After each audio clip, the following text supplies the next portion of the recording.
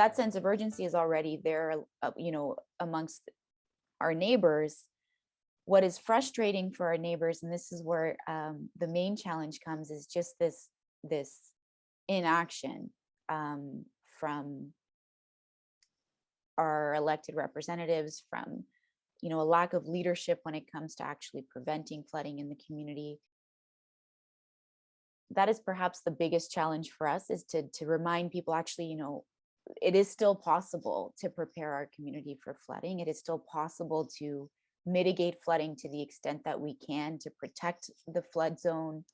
But that being said, there have been, we're growing. There's an appetite for change and for climate action in this community that I think is growing as well. And I think it's going to be very, very difficult for the city, for the province, to ignore neighborhoods like ours and community groups like ours, because there's just, we've had enough, like time's up, right?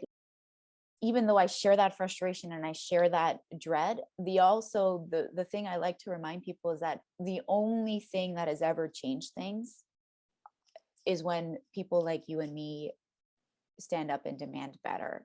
When we do take action, when we do come together, we can create a movement for change, and we can create change in our city.